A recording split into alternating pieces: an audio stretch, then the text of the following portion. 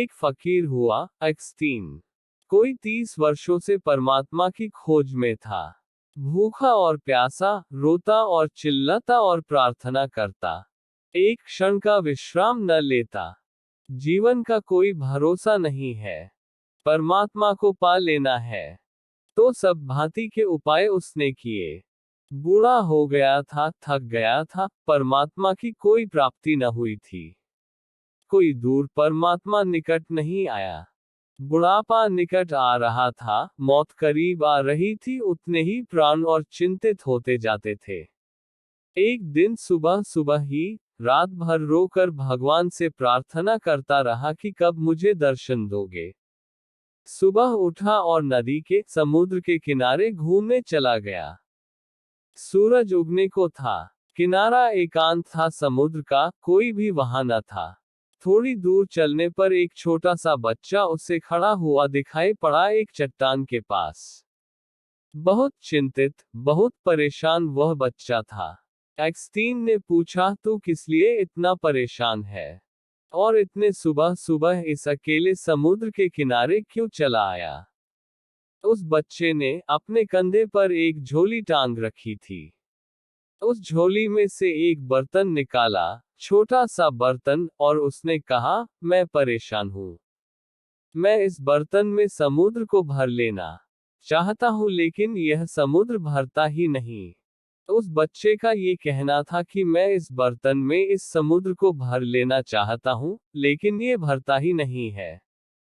और जैसे एक्सटीन के सामने कोई बंद द्वार खुल गया, और वह एकदम जोर से हंसने लगा और रोने भी लगा।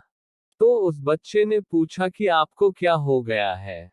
एक्सटीन ने कहा कि तू ही नासमझ नहीं है जो एक छोटे से बर्तन में समुद्र को भरने निकल पड़ा है। मैं भी नासमझ हूँ। मैं अपनी छोटी सी बुद्धि में परमात्मा को पकड़ने चला था। मैं अपने छोटे से मस्तिष्क में सत्य को समाने निकल पड़ा था। अगर तू नासमझ है तो मैं और भी ज्यादा नासमझ हूँ। समुद्र की तो फिर भी सीमा है, और हो सकता है किसी बड़ी प्याली में समुद्र बन भी जाए। प्याली की भी सीमा है और समुद्र की भी सीमा है। लेकिन मेरी बुद्धि की तो सीमा है और परमात्मा की कोई सीमा नहीं। मैं तुझसे भी ज्यादा नासमझ रहा। 30 वर्ष मैं पागल था कि मैं ईश्वर को जानने चला था। 30 वर्ष मैंने गनवाए, रोया और पीड़ित हुआ। अनेक बार परमात्मा को मैंने दोष दिया कि तू कैसा निर्दय और कठोर है कि मैं रोता हूं, मेरे आंसू तुझ तक नहीं पहुंचते। और आज मैं समझ पाया कि मेरी भूल वही थी जो तेरी भूल है। मैं परमात्मा की खोज छोड़ता हूँ। मैं परमात्मा को जानने का पागलपन छोड़ता हूँ। वह नाचता हुआ वापस लौट आया अपने आश्रम में। वहां के और सन्यासियों ने कहा, क्या तुम्हें परमात्मा मिल गया जो तुम आज खुश हो? जो कि 30 वर्षों से कभी मुस्कुराते नहीं देखे गए, आज नाचते हो, क्या तूने उसको पा लिया? क्या तुमने उसे जान लिया? एक्सटीन ने कहा, उसे तो मैंने नहीं पाया, लेकिन अपने को खो दिया। उसे तो मैंने नहीं जाना, लेकिन अपने जानने के पागलपन को मैं समझ गया। और जिस क्षण मैंने ये दौड़ छोड़ दी और जानने का ये भ्रम छोड़ दिया, उस क्षण मैंने पाया, वह तो सामने ही था। वह तो सामने ही है। मैं भी तो वही हूँ।